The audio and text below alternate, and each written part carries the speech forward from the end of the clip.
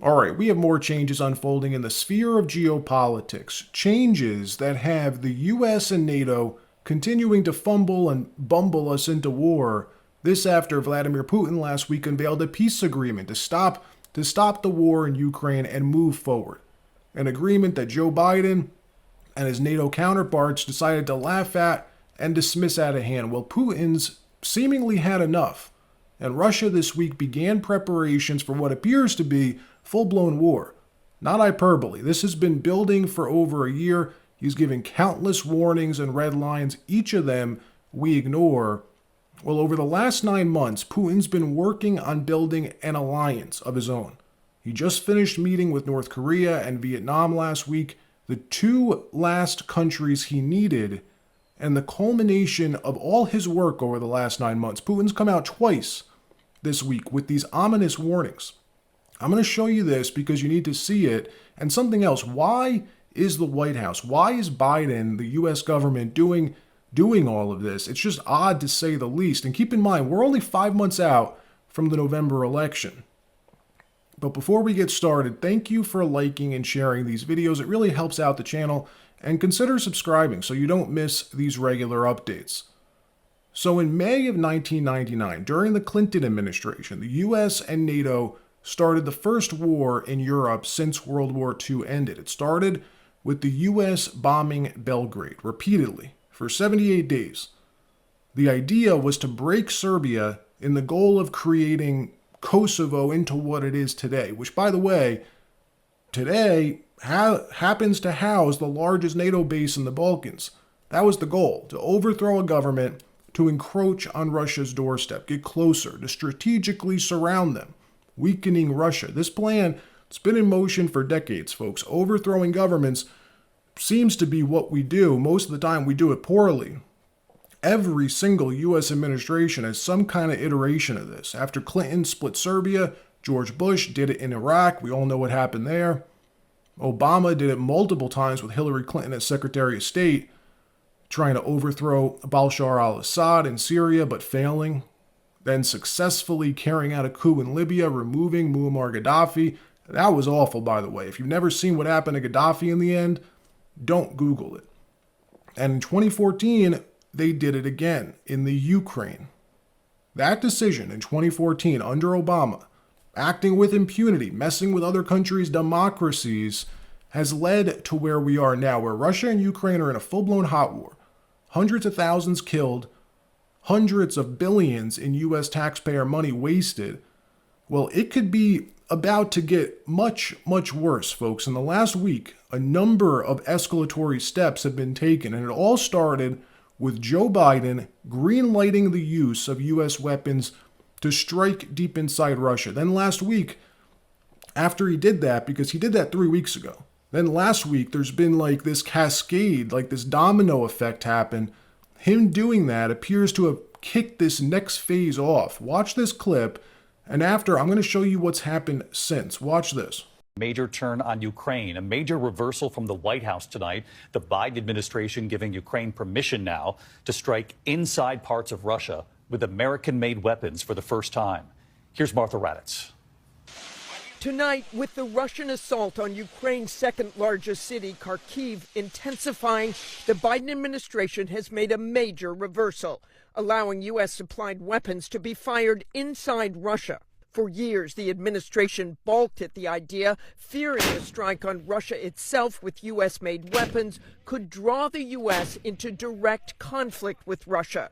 More than a dozen other Western countries have also approved weapons being used inside Russia. But Vladimir Putin already with a threatening response, calling it an escalation, another step towards a serious conflict in Europe and around the globe. Following that decision, which was only a few weeks ago, it's led to this cascade of escalation, culminating with a final warning that Putin just gave to the United States and to NATO on Thursday. I have the clip. I'm going to play it in a minute. So since then, what have we seen? Russia sending warships 60 miles off the coast of Florida to Cuba. If you didn't see that early last week, quote, American and Canadian warships tracked a Russian submarine as it traveled along the Florida coast. A Russian naval flotilla also docked in Havana, Cuba last week, raising concerns over the Kremlin's intentions in the Western Hemisphere amid heightened tensions. Then Putin's Asian tour, where he just met this week with North Korea's Kim Jong-un and Vietnam. This trip wasn't just routine. Dozens of agreements were just signed with these countries, defense pacts. He's putting together a coalition of countries just like we did with NATO years ago. Vladimir Putin, he said so himself in a statement following his meeting with Kim Jong-un, saying, quote, the partnership has a military component which affirms that each side will come to the aid of the other if it is under attack, unquote. Basically a NATO-like mutual defense agreement. He's doing the same reportedly with Vietnam. And after he said that, by the way, he mentioned the importance of it after learning that Joe Biden just signed off on U.S.-made F-16s that are to be flown out of Ukrainian territory, obviously to strike deep inside Russia. I mean, what is the Biden administration thinking? They didn't do this for almost 4 years because they knew what it would lead to. So why do it now? Could it be because we're only 5 months out from the U.S. election?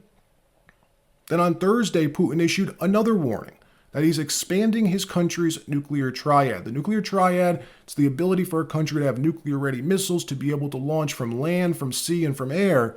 Only 3 other countries possess this ability: China, India, and Russia, and the U.S. Now, in these warnings that Putin made in his press conference Thursday, one of them was how Russia will be changing its nuclear deterrence policy. That's the no first use policy. That is like the last thing you want to see change, folks. And look, what we're seeing here is the forming of alliances. It's been our policy to keep Russia as isolated as possible for decades. Well, in the last 3 years, everything that we've done has helped them form these ironclad partners. So watch this warning from Putin on Thursday. Watch this. Я думаю, что все возможно в современном мире, но я уже говорил, и это понятно для всех, что это будет в одном шаге от полномасштабной Третьей мировой войны. Думаю, что в этом вряд ли кто-нибудь заинтересован. Но очень бы хотелось, чтобы вот Франция играла не вот такую роль, которая ведет к усугублению конфликта, к его обострению, не провоцировал бы эту ситуацию, а наоборот, вот как здесь вот было сказано, я этого не слышал, но тем не менее речь идет и о возможных способах мирного урегулирования. В этом смысле, мне кажется, Франция могла бы сыграть свою роль. Не все еще потеряно. Look, what we're seeing is Russia finally waking up. They're no longer on the defensive. They've been trying to make peace. NATO continues to just expand closer to their doorstep. And Joe Biden signing the North Atlantic Treaty 2 months ago in March, officially making Sweden NATO's newest member, also Finland as well, all with the goal of literally surrounding Russia with NATO-controlled forces. All of it's been a long-term strategic plan. Our State Department has been lying through their teeth for like decades when it comes to Russia, making agreements, promises to bring peace, have a cordial working relationship, something that Putin has wanted. It's all been for show, all to buy time. The goal was always this. And why?